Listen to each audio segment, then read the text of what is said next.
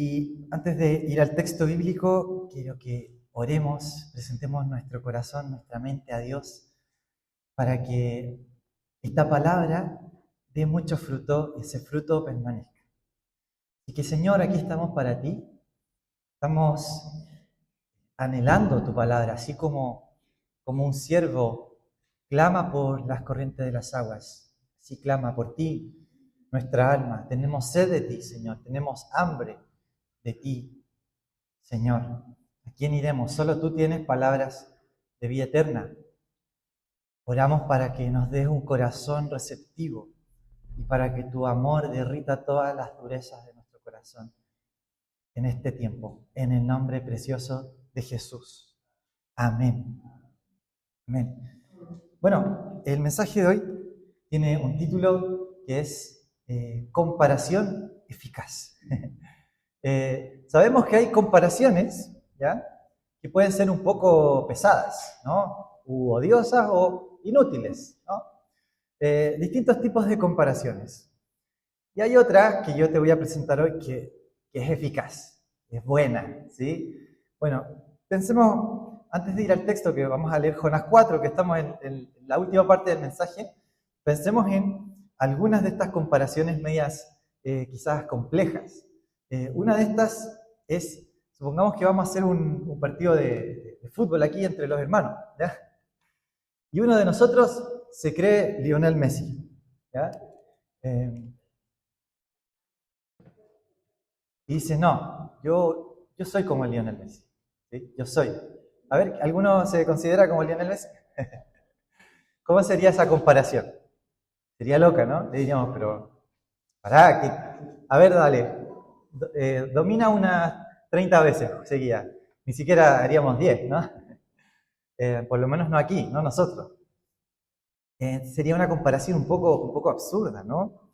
Quizás hay otra comparación que puede ser tóxica, que es cuando nosotros nos comparamos con lo que publican las otras personas en redes sociales, especialmente cuando sabemos que lo que la gente suele publicar es lo más bonito de su vida, y no, no sé, la rabieta que tuvo el hijo, no lo publica eso, ¿no es cierto?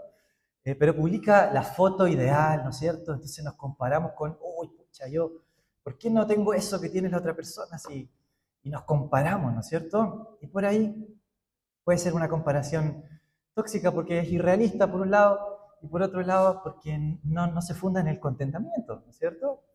Aunque también es bueno anhelar cosas mejores, pero bueno, depende de la intención del corazón, ¿no? Esa sería una comparación tóxica. Hay otra comparación insana, ¿sí?, que vendría a ser cuando nosotros miramos, como se dice, el pasto del vecino es más verde.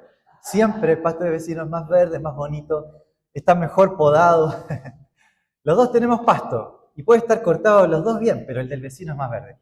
O el trabajo de mi compañero, escucha, ¿por qué lo están promoviendo si yo debería? Entonces puede ser que caigamos en celos, en comparaciones que no son sanas, ¿no es cierto? Y que quizás depende de la intención del corazón. Porque por ahí podemos compararnos con alguien que admiramos, pero para crecer. Por ahí puede ser, pero en general no es así. En general es más bien para quizás codiciar algo que tiene el otro. En general no son comparaciones que nos ayuden, ¿no es cierto? Pero hay una comparación que sí, y la vamos a encontrar en el libro de Jonás, capítulo 4. Esta va a ser la comparación eficaz, ¿ya? Y la comparación es que comparemos la gracia de Dios que hemos recibido a través de la cruz de Cristo. Comparemos eso. ¿Cuánto ha sido eso que hemos recibido del Señor? ¿Ha sido poquito? ¿O ha sido como cantábamos al principio? Así como hizo alejar el oriente del occidente, así hizo alejar de nosotros nuestras transgresiones. Entonces, ha sido demasiado lo que hemos recibido. Comparemos eso con lo que Dios nos llama a amar también. Entonces, esa es una comparación eficaz. Vamos a leer entonces Jonás capítulo 4, versículo 1. Y dice así: pero esto disgustó mucho a Jonás y lo hizo enfurecer. Así que oró al Señor de esta manera.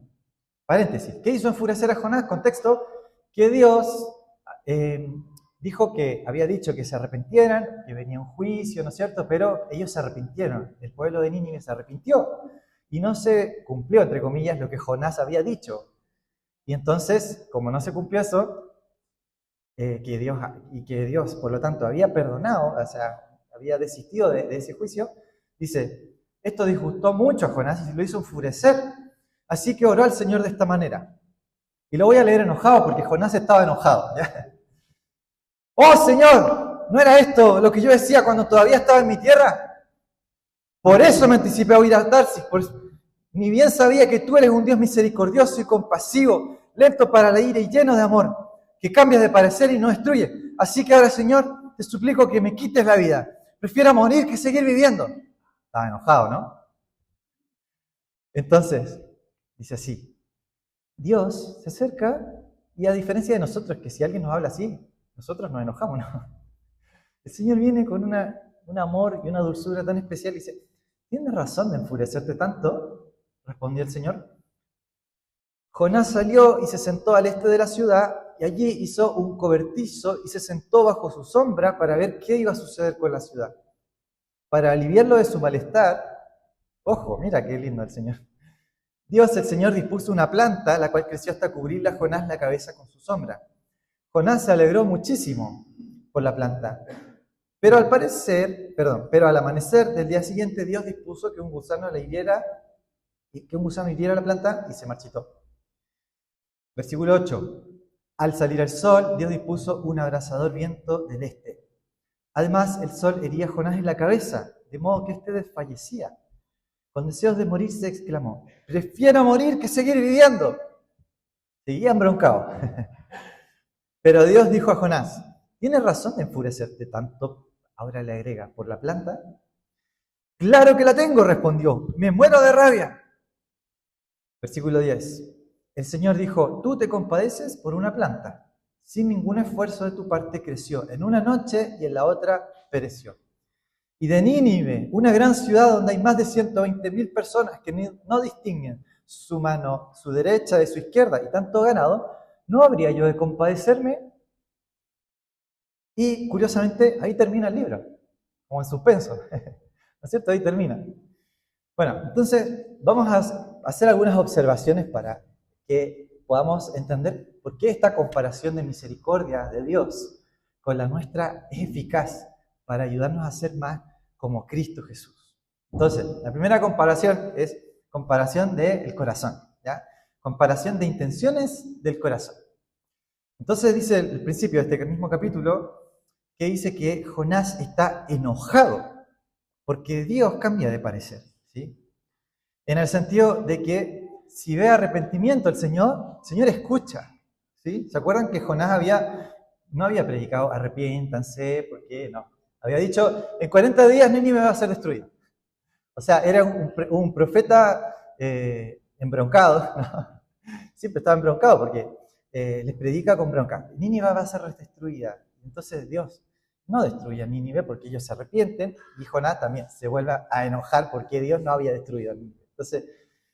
Entonces está enojado. ¿Por qué? Porque dice el texto, sabía que tú eres un Dios misericordioso y compasivo, lento para la ira y lleno de amor, que cambias de parecer y no destruyes. ¿Sí? Esto es un eco de lo que Dios había revelado a Moisés en relación a su nombre. Había dicho, Jehová, lento para la ira y grande en misericordia, ¿no? Entonces, cuando vemos la gloria de Dios, vemos que Dios es bueno. Y Jonás está enojado. ¿Por qué está enojado? Porque él quedó como falso profeta. ¿Sí? Está enojado. De hecho, esta intención, en la Nueva Traducción Viviente, este versículo 3, traduce esta intención así. Quítame la vida ahora, Señor. Prefiero estar muerto y no vivo si lo que yo predije no sucederá. ¿Se entiende? Entonces está enojado. ¿Por qué? Porque hay un ídolo del corazón en Jonás. ¿Sí? ¿Cuál sería este ídolo del corazón? Que importa más lo que dirán los demás. Entonces el ídolo del corazón es que no importa lo que dice Dios, de hecho estoy enojado con Dios por perdonar. Importa más lo que dirán los demás. Tengo al hombre como mi Dios, al ser humano es mi Dios y Dios no es mi Dios. Es un ídolo del corazón, eso es una idolatría. Entonces, ¿qué es lo contrario de esto? Lo contrario es estar dispuesto a perder la reputación como un costo de obedecer a Dios. ¿Sí? Es más, estar dispuesto a que todo el mundo se te vaya en contra, como el profeta Jeremías. Y Dios le dice, anda, predica, y nadie te va a escuchar. Es más, el profeta lo echan en un pozo y queda ahí, estaba, pero mal, ¿no? Pero obedeció a Dios. Sería un contrario, ¿no? Una contracara del profeta Jonás. Y la mayor contracara de todas las contracaras es Jesús mismo. Porque Él colgó en una cruz y estuvo dispuesto a que se burlaran de Él. Y entonces dice Mateo 27, para que tengamos esta comparación eficaz, sea nuestra comparación máxima con Jesús. Dice Mateo 27, 38, entonces crucificaron con él a 2 ladrones, uno a la derecha y otro a la izquierda. Y los que pasaban le injuriaban, meneando la cabeza y diciendo, tú que derribas el templo y en 3 días lo reedificas, sálvate a ti mismo, si eres hijo de Dios, desciende de la cruz. ¿No? Suena como una burla eso, ¿no? Se están burlando del Señor. Y entonces, la comparación sería esta, que importa lo que dice el Padre a una costa de lo que dirían todos los demás. Jesús está obedeciendo al Padre a morir por nosotros. Y entonces, eso es lo que importa más. ¿Y qué dice el Padre de su Hijo? Lucas capítulo 3, este es mi Hijo amado. Estoy muy complacido con Él. Estoy muy complacido con su vida. Convertirse al Señor significa estar dispuesto a perder tu reputación. Es más, en algunos lugares tenés que estar dispuesto a perder tu familia y a ser expulsado de tu familia. ¿Sí? Hay una historia que leí esta semana de una mujer en Irán que era de su familia, era del Islam, y esta mujer se convierte al Señor, se llama Somayé, no sé si es su nombre real, porque, bueno, es la iglesia perseguida, ¿no?, en este país, pero su esposo, al enterarse de eso, rompió su certificado de nacimiento como una seña de que rompían con su identidad. El servicio secreto fue a su casa buscando libros cristianos. El esposo también la golpeó por convertirse al cristianismo y empezó a sufrir persecución. Y la llaman un día también del servicio secreto iraní y le dicen, sabemos todo lo que estás haciendo, sabemos esto, esto, esto y esto. Y ella tuvo que huir de su familia porque la estaban persiguiendo. Como dice Jesús, los enemigos serán los de su propia casa. Y en algunos lugares, si tú quieres seguir a Jesús, literalmente tienes que perder todo. Todo, todo. Tu trabajo, tu familia. No porque tú quieras, sino que porque sos expulsado de ese sistema. No aceptan que te conviertas al Señor.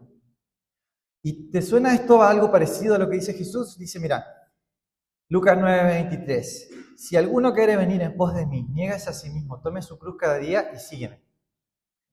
¿Se entiende, no? Entonces, este es el llamado de seguir al Señor.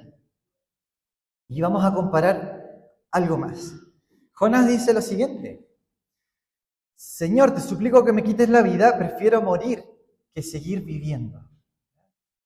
Compara eso con esto. Si alguno quiere venir en pos de mí, niéguese a sí mismo, tome su cruz cada día y sígame. ¿Para qué es una cruz? ¿Para qué servían las cruces de esa época? Era un método de tortura. Para morir. Para morir. Es como Jesús diciendo, hay que morir cada día. De hecho, el apóstol Pablo decía, yo cada día muero. ¿No? Entonces, aquí está la comparación. Jonás dice, prefiero morir que seguir viviendo. Jesús dice, si quieres seguirme, tienes que morir cada día. O sea, para vivir su vida es necesario morir cada día. ¿Sí? Una está basada en el ídolo de lo que dirán los demás y en el orgullo. Prefiero morir antes que quedar como falso profeta. Esa es una, ¿no? Y la otra es, Señor, yo quiero hacer tu voluntad y voy a morir a mí mismo para hacer tu voluntad. ¿Se entiende la comparación ahí? ¿Me siguen? ¿Sí? Bien, amén. Ahora, ¿a qué te está llamando Dios hoy a vos a morir? ¿Ya? Porque Dios a cada uno de nosotros nos está llamando a morir a algo, a morir a nuestro orgullo, a morir al ídolo del que dirán los demás, nos está llamando a morir a las comparaciones que son absurdas. en pos de seguir al Señor con todo nuestro corazón. Pero la transformación sigue, porque recuerden que Jonás mismo, Dios está trabajando con su vida, así como Dios trabaja con la nuestra. Y la siguiente comparación eficaz, digamos, es comparar sentimientos, ¿ya? Quiero que hagamos una lectura de las emociones, porque Jonás está enojado, bien enojado siempre, ¿no? Pero después se alegra mucho. ¿Por qué se alegra? A ver si recuerdan. Por la planta. Y la planta muere. ¿Y qué pasa? Se vuelve a enojar, ¿no? Es como una montaña rusa, es una... No, ¿cómo se dice aquí esto? Montaña rusa, ¿no? Sí, se dice así. De emociones, ¿no? Jonás. Pero es porque Dios quiere trabajar con su corazón. Dios empatiza, ¿no? Y la verdad es que aquí hay algo clave, ¿no es cierto? Nosotros como cristianos decimos que no hay que caminar por emociones, sino por convicciones, ¿cierto? Y amén a eso, ¿cierto? ¿Lo crees? ¿Crees que hay que caminar por convicciones, no por emociones? Bien. Pero eso no significa que las emociones no importen, ¿no es cierto? Significa más bien que nosotros caminamos por fe, pero Dios transforma nuestras emociones, nuestro sentir, transforma nuestro corazón, nuestra voluntad, nuestra manera de sentir, nuestros afectos. Ayúdame a mirar con tus ojos, yo quiero sentir con tu corazón. Lo cantamos recién, ¿cierto? Queremos tener los afectos de Dios. Y hay un libro que a mí me gusta mucho, que lo empecé a leer, todavía no lo termino, pero ya me encantó. Es un libro de Jonathan Edwards, un libro que tiene sus años. Se llama Afectos Religiosos, ¿ya? Quiero leer un pedacito de la introducción acerca de por qué es importante que Dios transforme nuestros afectos, nuestras emociones, ¿sí? Porque Dios y la fe también involucra todo tu ser, incluso tus emociones. Dice, así se llama el título, la religión verdadera tiene mucho que ver con las emociones, ¿ya? Ahora, religión verdadera en una connotación negativa, perdón, positiva lo uso aquí, como podríamos traducir el cristianismo verdadero, ¿ya? Tradúzcanlo así para que se entienda bien. Dice, ¿quién puede negar que la verdadera religión tenga como ingrediente fundamental las emociones, esas acciones vigorosas y enérgicas de la voluntad? El cristianismo verdadero que Dios requiere no consiste de emociones debiluchas, pálidas y sin vida que escasamente logran desalojarnos de la apatía. En su palabra, Dios insiste en que seamos serios, espiritualmente enérgicos, teniendo nuestros corazones vigorosamente comprometidos con el cristianismo. Tenemos que ser fervientes en espíritu sirviendo al Señor. Romanos 12, 11. ¿Sí? O sea, sí, Dios nos llama a tener afectos de acuerdo a su corazón, ¿ya? Y entonces, en este mensaje, ¿ya? Yo quiero hacerte una invitación especial. Mientras vos estás escuchando este mensaje, de alguna manera estés también orando esto que cantábamos recién. Señor, yo quiero sentir con tu corazón. Quiero que hagas como un trasplante de corazones, ¿no? Trasplante de afecto. Quiero sentir como vos sentís, ¿ya? Aquí está la diferencia de si este mensaje solamente te informa, ¿ya? Solamente llega a tu mente, o realmente desciende también con tu mente al corazón. Y aquí está entonces una de las claves. Jonás está siendo incomodado, ¿ya? Y Dios también quiere incomodarnos a nosotros a través de esto.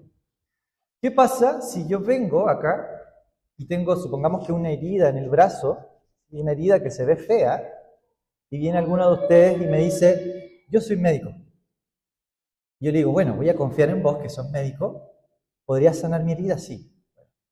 Y el médico va a empezar a tocar la herida, ¿no? ¿Qué me va a pasar a mí? ¿Qué voy a sentir? Un dolor, ¿cierto?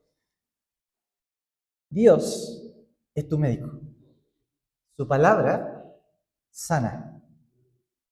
Hasta que no digamos, sí, tengo una herida, no vamos a permitir que Él toque esa herida. Y si Él la toca, va a empezar a incomodar. Te pregunto, ¿te está incomodando cuando escuchas la palabra, no solamente hoy, ¿no? Sino cada vez que escuchamos la palabra, ¿te incomoda algo o no? Yo creo que Dios nos llama a que sí nos incomode. Porque Dios le pregunta a Jonás, ¿haces bien en enojarte tanto? ¿Lo incomoda eso a él o no? sí. De hecho, ¿qué le responde? Sí. Hasta el punto que le dice, sí, me muero de rabia, le dice, ¿no? O sea, le incomoda que Dios lo esté tocando la herida de su orgullo. Ahora, ¿cuál es tu herida? ¿Qué es eso que Dios te está diciendo? Haces bien en, y ponle tú, completa esa oración.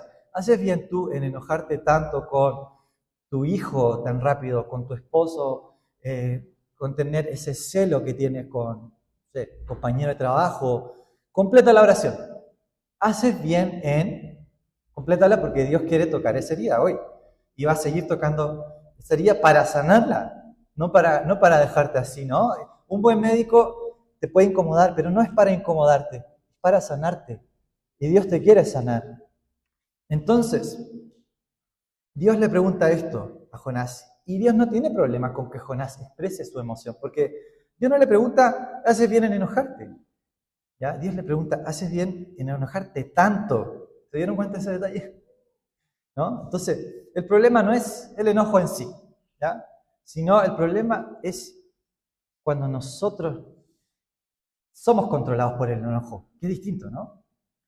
La emoción es una respuesta, digamos, físico-química de nuestra alma, de nuestros pensamientos, al ambiente, ¿no? El tema no es ese, el tema es qué hacemos con eso, ¿ya? Te voy a poner un ejemplo. Imagínate que vos vas en la carretera y de pronto estás manejando y el vidrio se empieza a empañar, ¿no? Más o menos así como la imagen que se va a ver ahí. Cuando nosotros nos empezamos a enojar es como cuando se nos empieza a nublar la visión, ¿ya? Cuando el enojo empieza a subir, empezamos a perder el uso de la razón a veces, ¿no? Somos controlados más por el impulso, pero es gradual, ¿no? Es gradual. Es como que el vidrio se empieza a ver así borroso. ¿Qué haría un buen conductor si empieza a pasar eso? Empieza a bajar la velocidad, ¿qué más? Tratar de limpiar. Bien, bien, a ver, hay algo más que yo veo a los buenos conductores que hacen. Prender el aire. Prenden el aire y ¿qué empieza a pasar? Lo que se ve en la siguiente imagen. Se empieza a despejar y se empieza a ver bien. Bueno, eso es como cuando Dios le pregunta para hacerlo reflexionar. Es como que Dios le esté preguntando, ¿haces bien en manejar tan rápido? Le está diciendo como, Jonás, baja la velocidad un poco. Baja la velocidad, yo te quiero hacer reflexionar. Y mira cómo Dios trata con él, a través de preguntas. ¿Y cuáles son estas preguntas? Se ven aquí en la siguiente imagen. Jonás primero expresa su emoción. Dice, te suplico que me quites la vida, versículo 3. Prefiero morir que seguir viviendo. Que seguir viviendo así. Y Dios le responde, tienes razón en enfurecerte tanto, ¿ya? O sea, le da espacio al enojo, pero le pregunta, en el fondo le está diciendo, ¿está bien que tu enojo te controle a vos? ¿Ya? Le está preguntando eso en el fondo. ¿Sí? No es para tanto, o sea, tranquilo, conversemos, ¿no? Bueno, después sigue un diálogo y vamos al versículo 8, porque esto se repite. Jonás le vuelve a decir, prefiero morir que seguir viviendo. Le vuelve a repetir lo mismo, lo mismo, lo mismo. Pero esto después de que sucedió lo de la planta. La planta creció, se secó y Jonás se vuelve a embroncar y dice lo mismo. Entonces Dios le agrega, tienes razón en enfurecerte tanto por la planta. Le agrega por la planta, ¿no? O sea, lo está haciendo reflexionar más profundo, ¿sí? Más profundo. No en la superficie, sino más profundo. Y Jonás le dice, claro que la tengo, respondió, me muero de rabia. ¿Sí? Entonces, 2 veces Jonás dice que quiere morirse, 2 veces Dios le pregunta si tiene razón en enfurecerse tanto, y Jonás concluye diciendo así como, queriendo ponerle un punto final, sí, y como algo así como, deja de preguntarme. Sí, o sea, está muy enojado. ¿Estás captando la temperatura del ambiente? Jonás está muy enojado. Bueno, el Señor no tiene problema ni siquiera con que nos enojemos mucho mientras vengamos a su presencia. ¿Cierto? Porque somos seres humanos. Pero Él quiere que traigamos eso a su presencia. ¿Sí? No, esto no es de que ya, no puedo venir a Dios con este enojo. No, al revés, ven a Dios con tu enojo, con tu rabia, con tus celos, con la emoción que sea. No la escondas, pero tráela a Él, porque Él quiere trabajar, Él quiere sanar la herida y Él quiere hacerte algunas preguntas, ¿no? Entonces, ¿cuál es la cura para esta situación de Jonás? Porque Dios, al preguntarle estas cosas, lo está haciendo reflexionar en algo más profundo, ¿sí? Entonces, ¿cómo podría ahora Jonás transformar su sentimiento de falsa injusticia, de hipocresía y de orgullo? Y Dios, con estas preguntas, lo que quiere decirle a Jonás es que la respuesta está en la gracia de Dios que rompe la lógica humana. Porque vamos a la última de las comparaciones. Comparación de misericordias. Vamos a comparar la misericordia que Dios ha tenido con la planta, con la comparación que ha tenido con Nínive. Vamos a pensar en esto, ¿ya? Dice, voy a volver a leer un poco lo que sucedió. Dice, para aliviarlo de su malestar, Dios, el Señor, dispuso una planta, la cual creció hasta cubrirle a Jonás la cabeza con su sombra. Mira esta imagen, qué linda, ¿no? Cómo se ve, imaginemos que habría sido algo así, ¿no? Parecido. Está recibiendo ese agasajo de parte del Señor.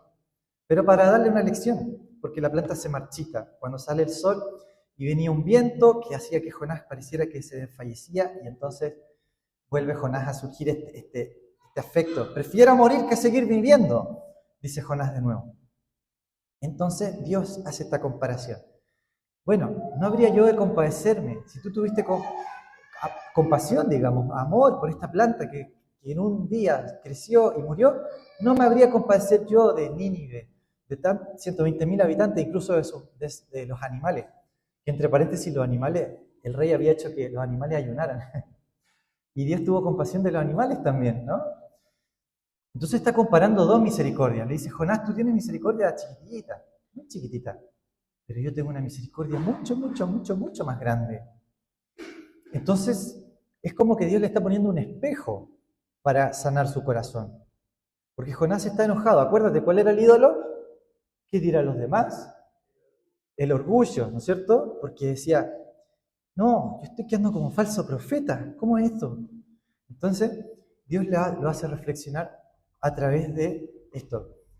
Tim Keller tiene un libro que se llama El profeta pródigo y es sobre Jonás. Y es muy interesante porque ¿conocen la historia del hijo pródigo? Para quien que no la conoce, spoiler rápido, un papá tenía 2 hijos y el hijo menor le dice, padre, dame la herencia que me corresponde. El padre le da la herencia y el hijo menor se va, la malgasta, ¿ya? Y ahí hay una ofensa, digamos, doble, si se quiere. Primero, que le pide la herencia al padre, que era como decirle, papá, para mí vos estás muerto y me voy. Y segundo, que la malgasta, ¿no? Y después dice, ¿qué estoy haciendo acá? O sea, podría estar en la casa de mi padre, por lo menos ser uno de sus trabajadores, de sus jornaleros. Y vuelve a la casa del padre, y el padre, en lugar de azotarlo, castigarlo por lo que hizo, dice, aquí está mi hijo que se había perdido, y prepara una fiesta grande, mata al becerro más gordo, le pone la ropa más limpia, y en eso que viene el hermano mayor, escucha la fiesta y dice, ay, pero ¿qué es esto? Se pone celoso y dice, mira, yo siempre te he servido, y aquí está este hijo menor tuyo que malgastó todo, tú hiciste una fiesta en su honor, y se puso celoso, ¿no?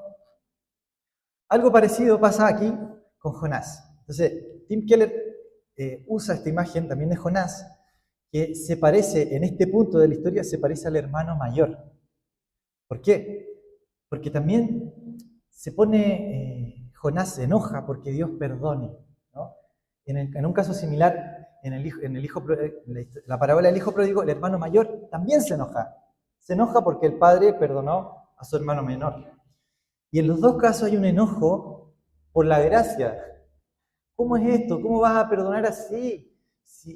Y ahí hay otro ídolo, el de la autojusticia o el de la religiosidad, el de creerse justo. Y a menos que reconozcamos nuestro pecado, no vamos a venir a Dios con confesión.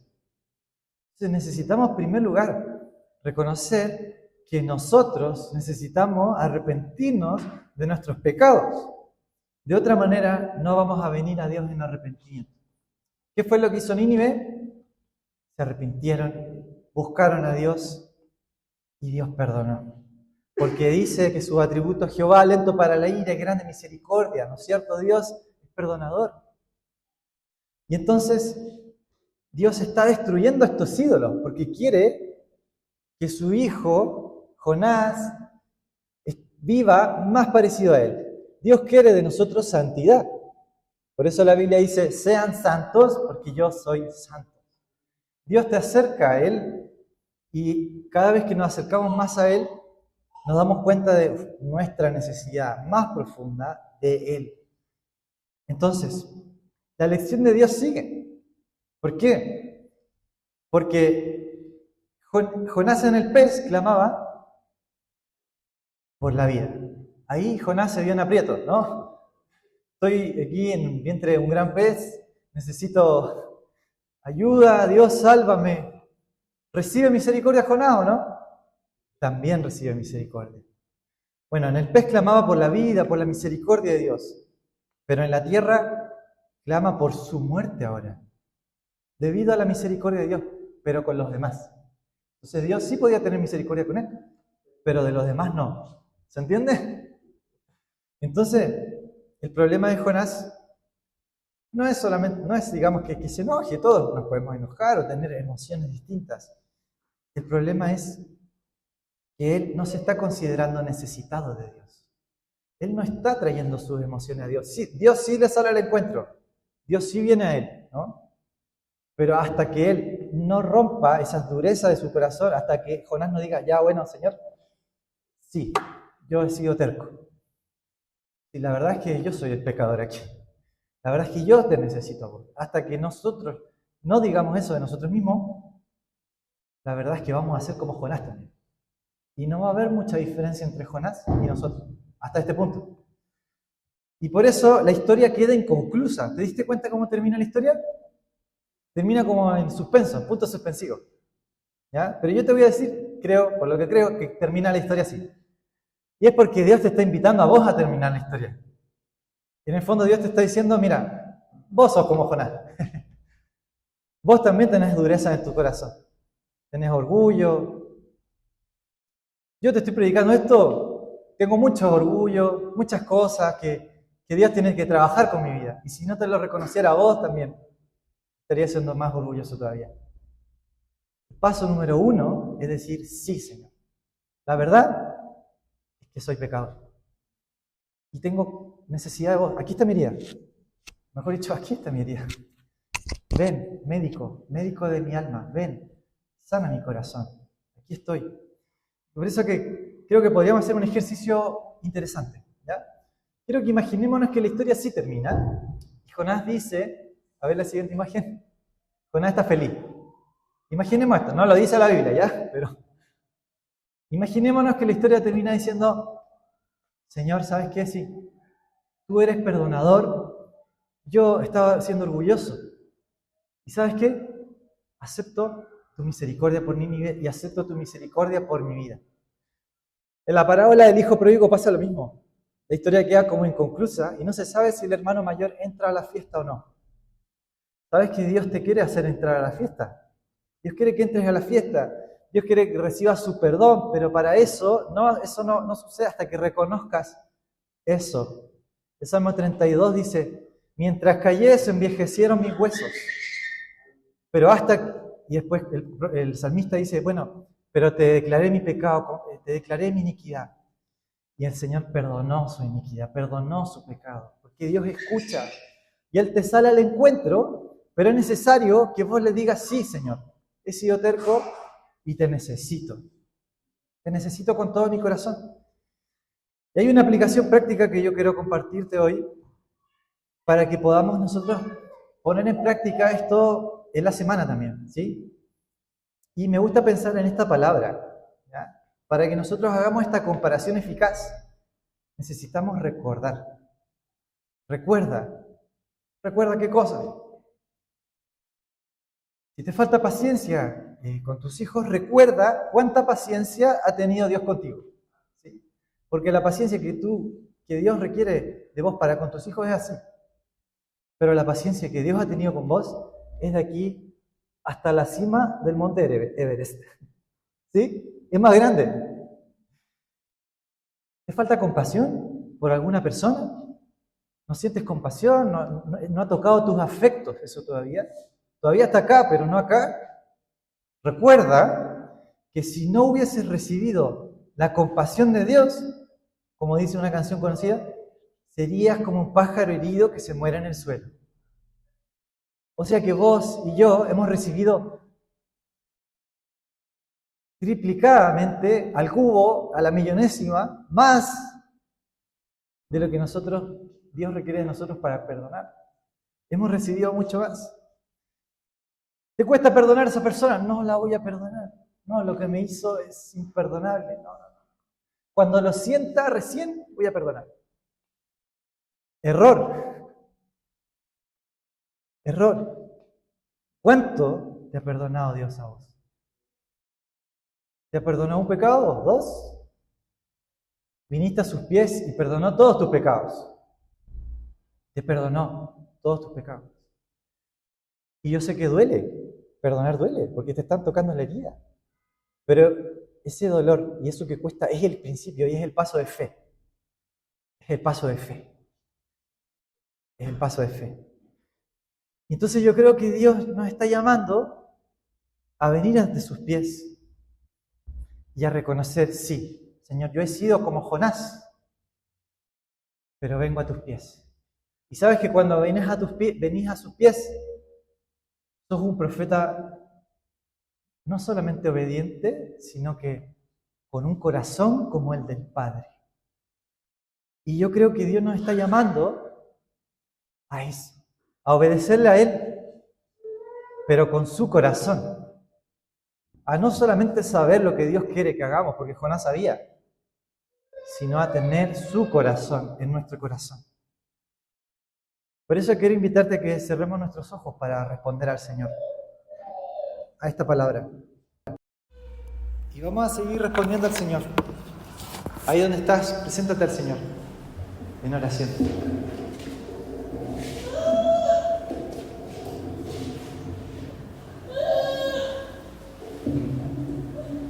Vamos a cantar una canción.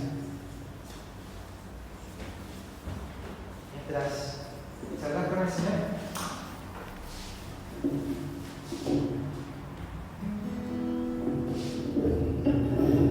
Señor, enséñanos a mirar con tus ojos. Quiero sentir con tu corazón.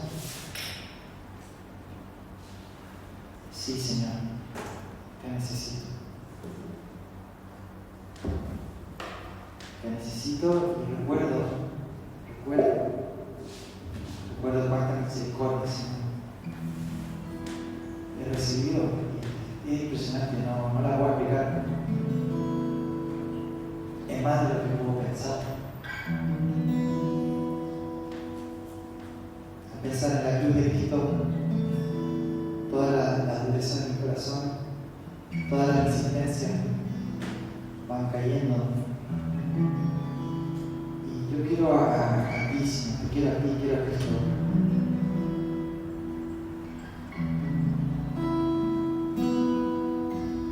Ayúdame a mirar con tus ojos.